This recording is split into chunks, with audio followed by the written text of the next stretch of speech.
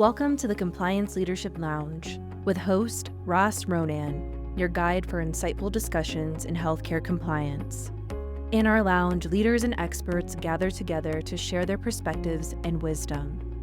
So grab a chair, make yourself comfortable, and join the conversation as we dive into the strategies and stories behind effective compliance leadership. Whether you're a CEO, board member, or a compliance enthusiast, you're in the right place to learn, grow, and lead with integrity.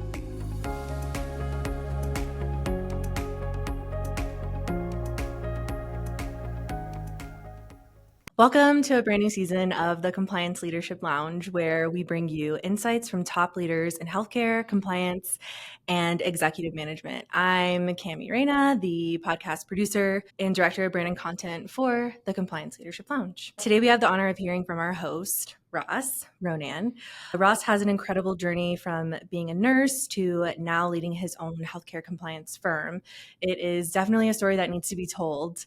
Ross, thank you so much for joining me today to share your journey. Let's sit down and have a conversation about how we got started and how this whole thing came about. I just want to jump right into some questions here. Can you share your journey from starting as a nurse to everything in between and now leading your own healthcare compliance firm? What were you feeling? What were the emotions behind that? No, yeah, it's a long story. Jack of all trades, probably master of none, as they say. As it started out, I was in healthcare in the early 90s as an EMT, working my way through nursing school, and then became a ER and ICU nurse for many years and led an ICU. That really taught me how to critically think, how to deal with emergent situations, how to be a leader at a very young age in my mid 20s. And then as I progressed in the nursing career, I really wanted to do more. Nursing was great, by the way. It's a great career to go into, but I always wanted to do something a little bit more and got accepted to law school, which was very exciting. And I went to law school at night and then did many jobs during that 4-year time period, one of which was risk manager for UT Southwestern Medical Center, which really taught me how legal and healthcare worked together. Quickly decided that I didn't want to practice law and I didn't want to do that and got into compliance. A really good friend of mine who was the associate general counsel for a hospital system in Dallas called me and said, "Hey, by the way, would you like to be a compliance officer? You're going to be an RNJD." And I said, "Great." And it was a great experience and transitioned pretty quickly up to a chief compliance officer role at a national company, physician practice management company that later on did many different things like ambulance and ambulatory surgical centers and other physician practice management groups, as well as home health and hospice. And it was really a great opportunity. In that time period, I also ran operations for the company as well, which really taught me how compliance and operations work together and how they must be strategic partners because operations has a growth opportunity that they have to do. They have to make the business run. They have to be able to make it profitable. They have to do the growth mechanisms that it needs to do. And compliance has to be beside it to say, this is how we're going to be able to do it. This is how we're going to meet your goals. So doing a little bit of both operations and compliance work in the same company really gave me both perspectives. And then I think it really shaped me into the executive I am today, which was at that period of time decided to leave that company, the very national big healthcare entity, and start Ronan Healthcare Consultants because we really did want to bring that level of expertise and leadership to smaller to mid-size healthcare providers who are in this growth model, who really want to grow, who really want to service patients, who really want to provide excellent quality care, and they want to do it in a compliant manner. Transition from working as a nurse and then law, big pivot there. Mm-hmm. And then I also know you sit on a board. With all of this background from nursing, law school, owning your own firm, what insights have you gained from your role as a board member? And how would you say these have influenced your consulting strategies? It's funny because I've been presenting to the boards since the early 2000s, which is a long time now that we're thinking about it, which I can think probably hundreds and hundreds of times that I've reported to many boards over the years. And in that now over the last 5 or 6 years, I've actually sat on boards and been on the other side of that, receiving those reports from compliance people, compliance officers, CEOs. So it's very interesting seeing both sides of the coin. And I continue to report to boards right now in our business. That's what our business plan is. We stand in as compliance officers and we report to boards. And every quarter, I sit in front of 5 to 10 to 15 boards every quarter and talk to them about their compliance issues. And on the other side, I sit and listen as a board member. So with all of this, seeing both sides on a board member standpoint, it's very interesting how to take both perspectives and put them together to say, this is how a board member wants information. This is the type of information that they want in order to make high level recommendations to the company and to its executive leadership about how to do things in a compliant manner, as well as how to do things for strategy and growth. So, seeing both sides, being on the side where board members are asking me questions, the hard questions, and wanting me to have in-depth conversations with them about compliance matters, to now asking those questions over the past 4 or 5 years, it's really put a whole concept together to say, this is the information, this is how you present it. It needs to be relevant, it needs to be concise, it needs to be complete. Relevant, concise, and complete are the things that we want to hear from a board member standpoint, and especially compliance. If they're not relevant, concise, or complete, don't report that information to them, because it's just not going to go well. Would you say that's that's the main thing that you changed within Ronan Healthcare Compliance, pre sitting on a board to now seeing both sides of that? Well, it's interesting because I started sitting on boards when I started running. It was the same time we started. There's still a lot going on. It was, and it was, fortunately, it was for an association board, but it was a healthcare association that I was able to help with their membership and making sure they're telling the relevant things, which transitioned very quickly into a board seat at one of the companies that I helped build the compliance program.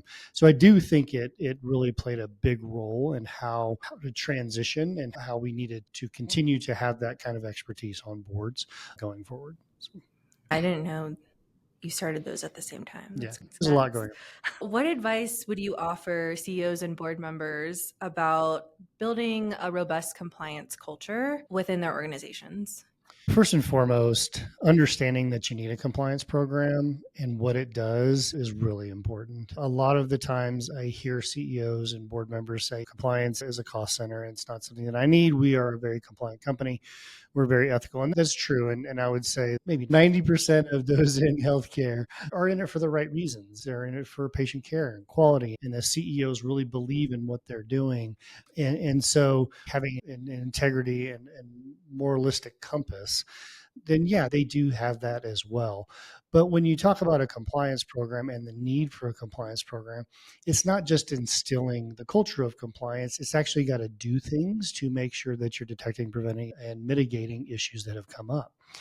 And so when I talk to the leadership about what kind of compliance program they need, I really do go into, look, you need one that is actually doing something and that is going to help build this culture of compliance in conjunction with you. As the executive leadership, you're the ones that have to carry the water down the hill to everybody to understand that this is the way we're going to do things. We are going to do things with integrity. We are going to lead with integrity. And when you have a compliance program, and I like to say there's behind the scenes, right? It's the Wizard of Oz, or who's behind the curtain. And that's really the compliance program, because you don't want the compliance program to be out front dictating and running everything that's going on within the company, especially on the compliance side of it. You want the individuals within the organization to be the people who are the compliant people. I want the CEO to say, we're not going to do that, not because compliance says so, but because the business doesn't want to operate in that function. And then the compliance will be in the background, preventing, detecting, and mitigating issues that are out there. So it's really important as board members from the very top to CEOs, to COOs, to CFOs, to really understand that culture of compliance. And I really don't like that word. We've talked about it for 20 years. It's in every publication known to man. OIG loves this kind of discussion on culture of compliance, which is fine. But to me, it's more of a a feeling, it's a process, it's a thing that's out there, as opposed to just this mantra of saying we need a culture of compliance. It's a community of compliance instead of a culture of compliance, and everybody really needs to be part of that. And it starts with the CEO and the CFO and the board of directors. Top down Top down, approach. 100%. Going back to when you're speaking on having a good moral compass, how would you define integrity in leadership? And why do you believe it's a fundamental quality for effective leadership? I believe that integrity needs to be across any and all leadership. I don't care if you're middle management to executive management to the board. And integrity means a lot of different things to a lot of people. And for me, it means that A, you're transparent in what you do, and B, you have a moral compass that says, hey, what's right and what's wrong. And when you talk about a moral compass of what's right and what's wrong, it's not just out in the public, it's what you're doing behind closed doors. That's how you live what you're saying. Your actions speak louder than your words. And when you're doing it by yourself, that means a lot. And integrity also means transparency. People have to know what's going on. If you're always doing things in the shadows, or you're actually doing things where you don't want people to know what's going on, then from my standpoint, that's not integrity. That's really shading other people from what's really happening. And a big thing about compliance programs is the government, at least in my assessment, in my opinion, in my discussions with them over the last 20 years, the compliance programs should shed light on things that are going on within the organization that shouldn't necessarily be hidden, right? They should be transparent. And as an organization and as leaders, we should be transparent with our staff or our people that report to us to say, these are the things that we're doing. These are the things that we want to accomplish. These are the hurdles that we have. Here are the mistakes that were made. Here are the learning moments that we have to actually take from them. And once we're doing that and actually communicating and being open, honest, and with morality and knowing what's right and what's wrong, integrity follows. People want to follow people with integrity, not just people who are managing them or ordering them around. So really being open, honest, transparent, and leading with a moral compass is really the three elements that I feel are very important to combine leadership with integrity. Definitely. What do you think is the difference between a manager and a leader? I saw this thing one time, and it's not really a quote, it's just someone talking about leadership and management. Managing is doing. They're really going to get things done. There's nothing wrong with that. Everybody needs someone to manage something. And there are people who just truly get things done. And then leaders, there are people that just be, and they are. And what does that mean? That's weird. You're like, you don't do anything, you just are. It's one of those things where you're leading by example, you're leading by guiding, you're leading by mentorship, you're leading by coaching, you're leading by making decisions at the highest level of the organizations that other people are actually doing the thing, right? And so to be a leader, you really have to embody this persona of I am going to be, and I'm going to be here for you, and I'm going to be here and lead you. You are going to be the superstar, not me as a manager or whoever else you're going to be. I am going to do everything that I can to make you shine, but I'm going to be here. And that's what a leader is. They're the ones that be as opposed to the ones that actually are doing the work. And we all start out doing the work, and there's nothing wrong with that. Leaders are the ones that are going to motivate, incentivize, coach, mentor, bring that growth into a person, into a company. That's what's needed. I saw this quote on LinkedIn the other day. It was managers make you feel like they're important and leaders make you feel like you're important. I think it's very interesting because managers, management, however you want to call it, sometimes gets a bad rap from that standpoint because it really is this I'm going to do this and you're going to do that. I think there's a spot for managers, management. I think there's totally a spot for that. And it doesn't mean you're good at it. The bad managers are the ones that, like you said, are the ones that say, do this because I said so, do this because I want you to, and I'm going to make myself look better. Great book, From Good to Great, which I take from a leadership perspective. They talk about how you get to the highest levels of being a leader.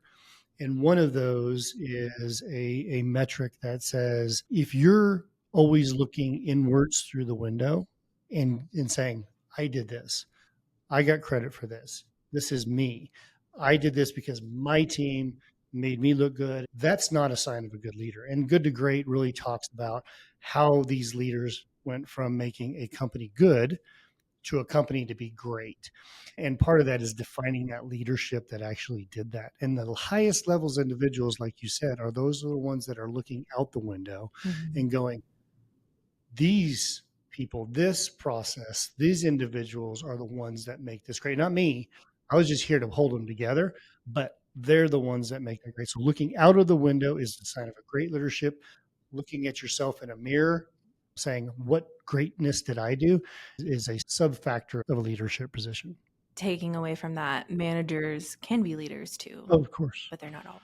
Exactly. And leadership comes in all shapes and sizes. And this is the greatest thing about this Good to Great book is when they looked at it, they looked at these CEOs that took these companies from good to great. Then they went back and said, these are at all levels of an organization. It doesn't matter if you're a line cook or you're a line assembly person, you can be a leader in that position and what you're doing. Just like you said, it doesn't matter whether you're an executive or a CEO. It matters how you portray yourself. Exactly.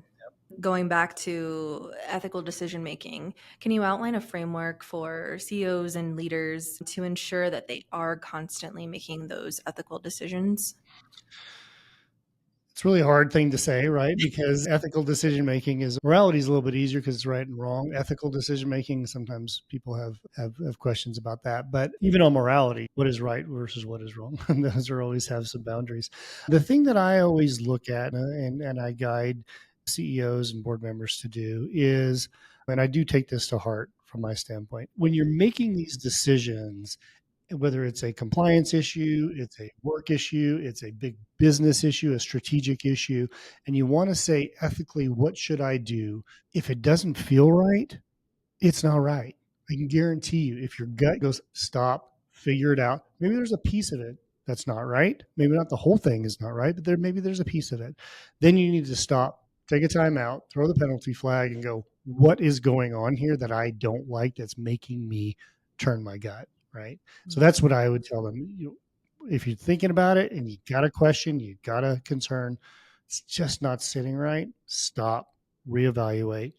And I do this in my head all the time. And I'm like, I can fix this. I can fix this thing that is not sitting right with me. And 9 times out of 10, it fails. 9 times out of 10, it fails. And so it's the same kind of concept as a leader, as a manager, as a supervisor, where you want to hire somebody, right? And if your first indication to them is they're lacking, or in the first 2 weeks, they're not living up to par, right? Guess what? They're never going to get there. We always think this all the time. We always think that we can take somebody and go, oh, I can make them better. I can make them great.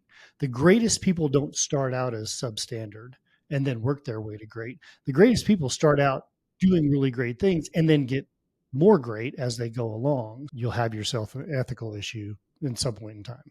And it is, listen to my gut. That means if I have any little inkling that this is not going to work out, this is not the right decision, it's not the right decision.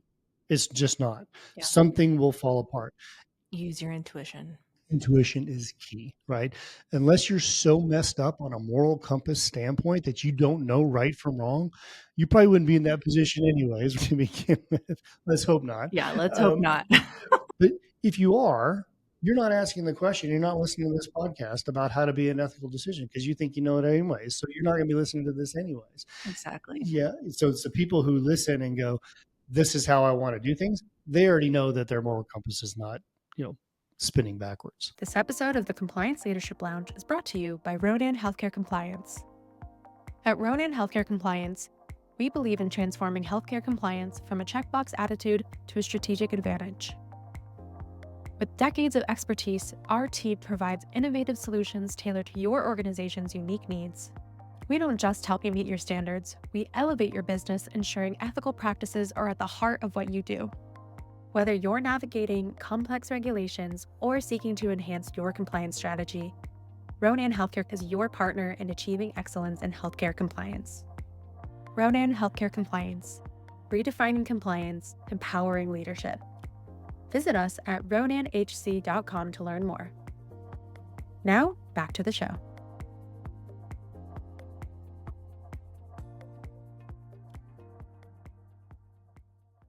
What's a question that you can pose to our listeners to encourage a bit more self-reflection on having their own integrity as a leader?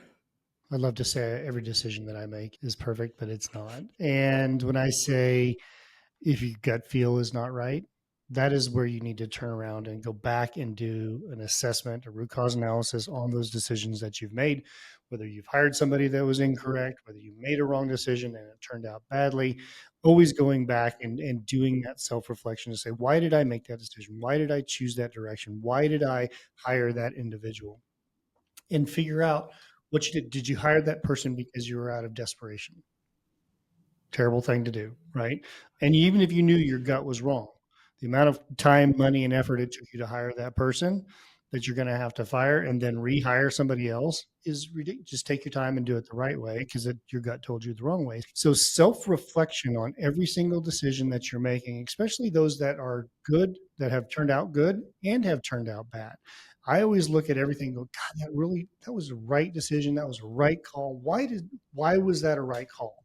And I go back through my self-reflection and go, they showed up with this was the answer. All the research was good. This is where we stood. It's defendable issue on a compliance matter. I feel like this is the right decision. And it was. And then you're like, okay, great. Now I'm going to do the rest of my decision making and how I lead with that type of example. I want to circle back around to you and all your many different roles. You're a principal, you're a board member, you're a dad. How do you balance all of these things, and what strategies do you use to manage those responsibilities? I really do try to block my time to manage different things in different areas of my life. So if it's something that has to do with Ronan and running the compliance programs, then I do try to block off certain time periods for that so that it can have my full attention. Back in the day, everybody used to say multitasking was a great skill. And now they say that multitasking is not even a possibility, right? It's not even a thing. There's no possible way to multitask anything. You're tasking everything a little bit at a time. You're never doing more than one task at one time because you can't. It's absolutely impossible. And I used to be that person who said, I'm a great multitasker. And now I don't say that anymore because it's like a bad word in my mouth. For me, I want to pay the full attention of what I want, what I need to do at that time. And I really do try to block out those periods. So for example, if I'm at a board meeting and I'm sitting on the board, that's a day and a half that I'm blocking off, and everything else has to wait and they'll have to reschedule.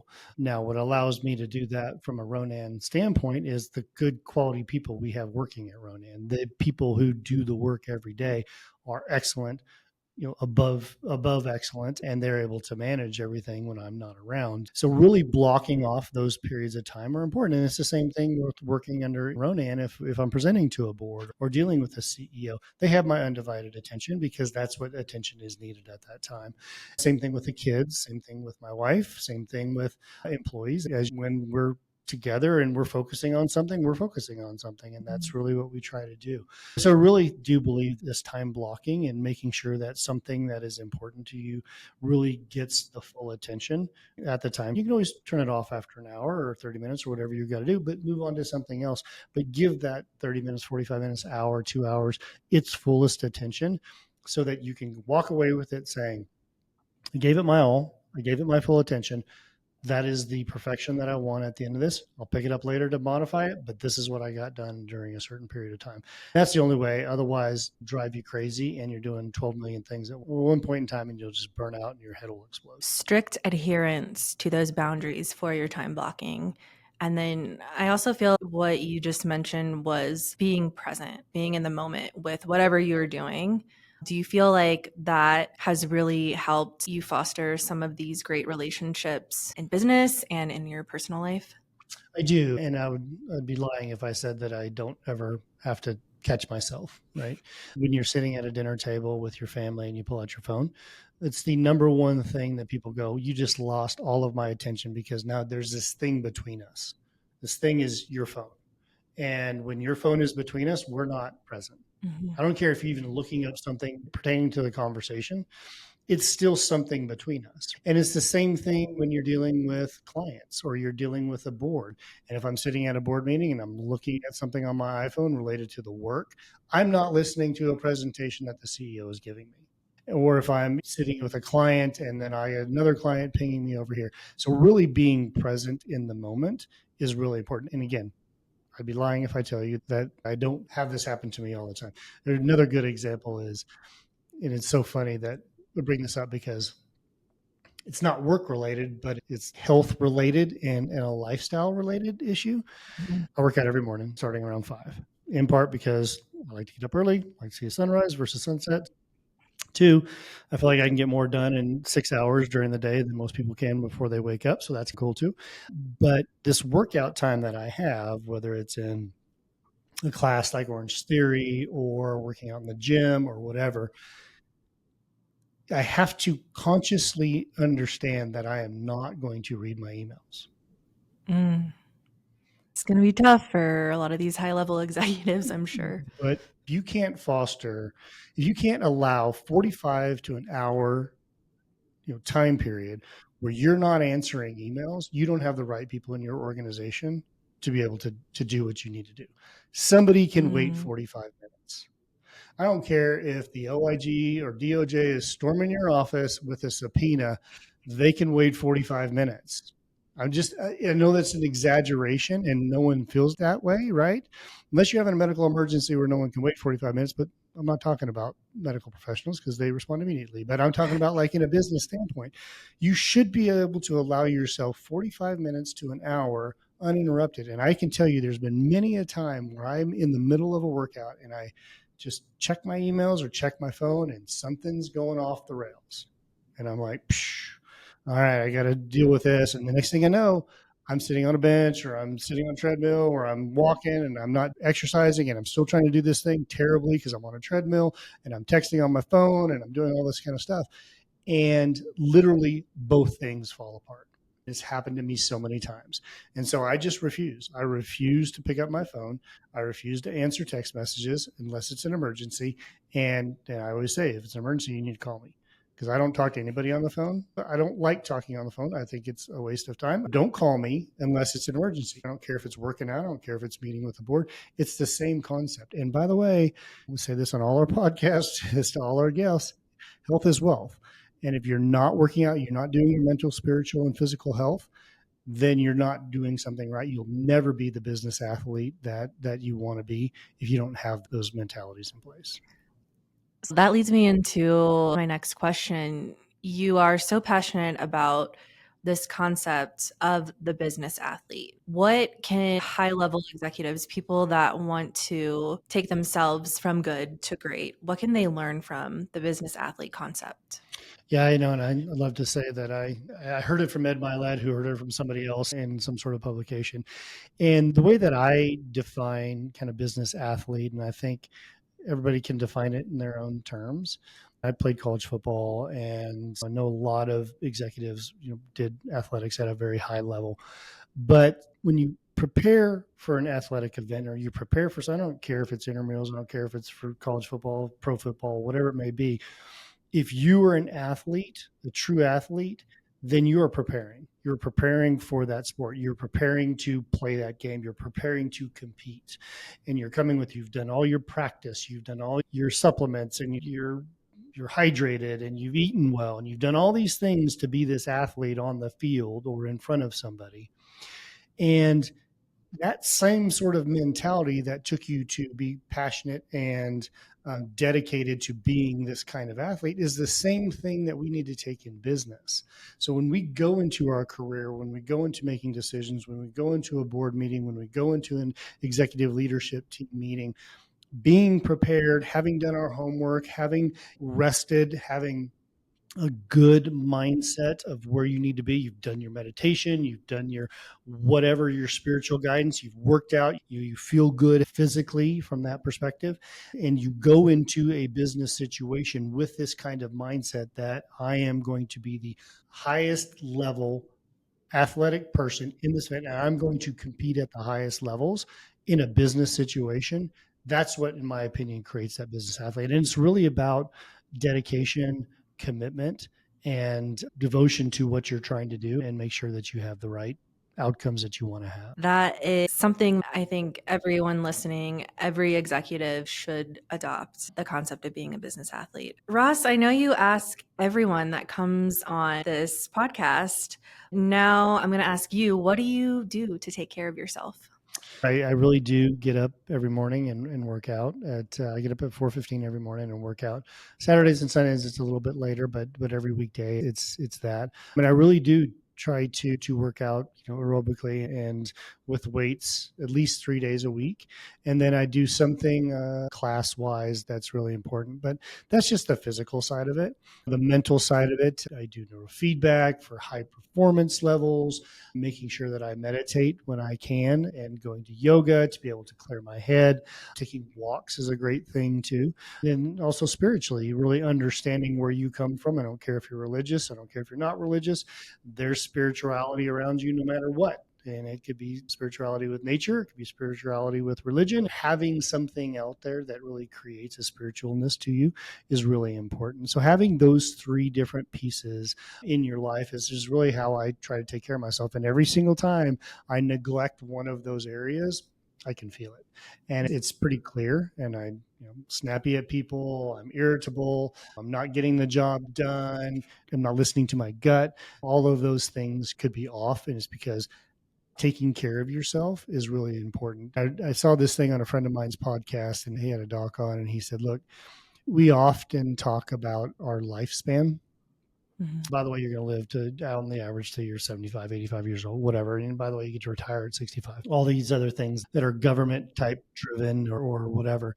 And that's fine to think about a lifespan, but I try to think about your health span. And this is what I thought when they had this conversation, this doctor talking about health span. And that to me is really, I don't want to live the last 10 or 15 years of my life in a very unhealthy way. I want to live the last 10 to 15 years of my life in the most healthy way that I possibly can. And then I'm fine if I drop dead the next day. So that's okay. And as long as I've lived that health span in the right manner, that's really what it is. And I can tell you, just to be transparent, in my 30s, and Susan and I in our 30s, we didn't really take care of ourselves as much as we could. We were raising kids, or trying to develop a career, you had stuff and all these kind of things.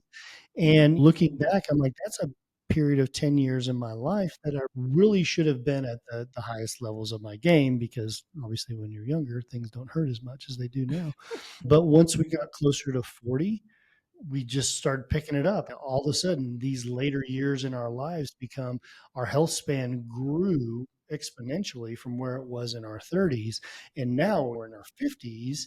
Now we're even better than we were in our 40s. That was a big mantra that we always said was better at 40 than I am at 30, better at 50 than I am at 40. And we've met that level every single time we've passed that decade mark. So Wow. I'm hearing from your business athlete concept, the physical and mental play such a huge part in how you show up as an executive. That might be for a lot of people that secret ingredient to having a better organization, performing better as a CEO, performing better as a board member.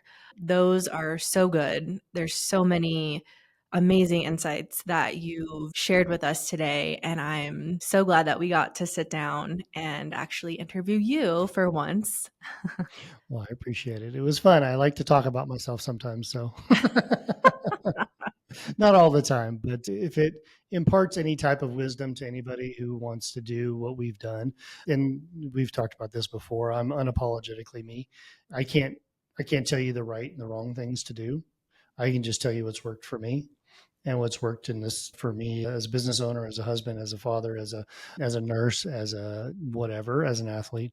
I can just tell you it's worked for me. And these are the things that are important to me. And this is what got us here today. Absolutely. Thank you so much for sitting down with me. We have an amazing second season coming Yes, up. very excited, very excited. Great guests. I'm really excited for it. Yes. Stay tuned. Keep listening. Subscribe if you have not already. And we'll see you in the next episode. Sounds great. Thanks, Cami. Thank you for spending time with us in the Compliance Leadership Lounge with Ross Ronan. If you've enjoyed our conversation, please subscribe, leave a review, and share this podcast with your network. Your engagement helps us continue to bring in-depth and influential content in the world of healthcare compliance. Stay tuned for our next episode where we further explore leadership dynamics and compliance. Until then, remember, effective compliance is about leading with integrity, and leadership is about making a difference.